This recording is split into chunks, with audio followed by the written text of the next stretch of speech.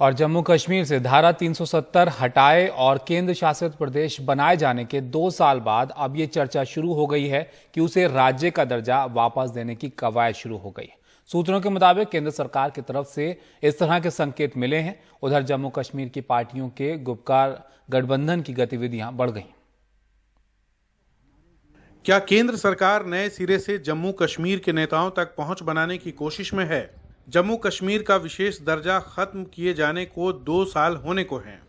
सूत्रों के मुताबिक ऐसे संकेत मिल रहे हैं कि केंद्र सरकार जम्मू कश्मीर को राज्य का दर्जा बहाल करने की प्रक्रिया शुरू कर सकती है और विधानसभा चुनाव करा सकती है। नेशनल कॉन्फ्रेंस के फारूक अब्दुल्ला की अगुवाई वाले गुपकार गठबंधन का कहना है कि वो बातचीत की किसी प्रक्रिया के खिलाफ नहीं है। हम कभी ऐसी प्रक्रिया को ना नहीं कहेंगे जो जम्मू कश्मीर के लोगों की शिकायतों को दूर करने और उनकी बात सुनने का मौका देती हो। हमारा यकीन है कि जो भी हुआ उससे संघीय ढांचे और संविधान के प्रावधानों का उल्लंघन हुआ।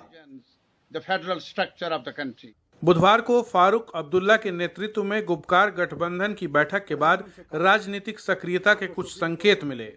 वैसे जम्मू कश्मीर की स्थानीय पार्टियों का ये गठबंधन अंदरूनी मतभेदों की वजह से कोई खास काम नहीं कर पाया है, लेकिन बुधवार की बैठक में इस बात पर विचार हुआ है कि क्या परिसीमन से जुड़ी बैठकों में नेशनल कॉन्फ्रेंस के 3 सांसदों को हिस्सा लेना चाहिए।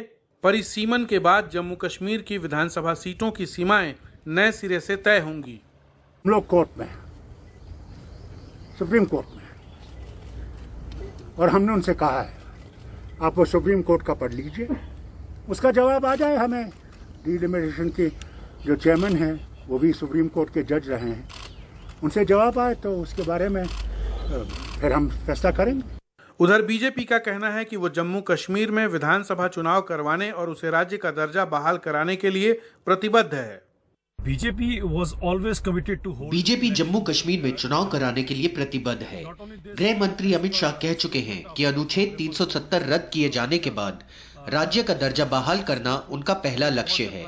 लेकिन कश्मीरी नेताओं के रुख में बदलाव पर मैं थोड़ा हैरान हूँ।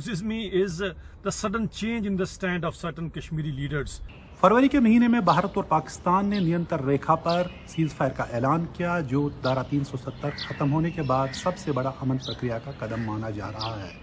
अब केंद्र सरकार शायद जम्मू कश्मीर की मुकामी लीडरशिप के साथ बातचीत का दरवाजा भी खोल रही है। श्रीनगर से नज़ीर मसूदी, NDTV इंडिया के लिए।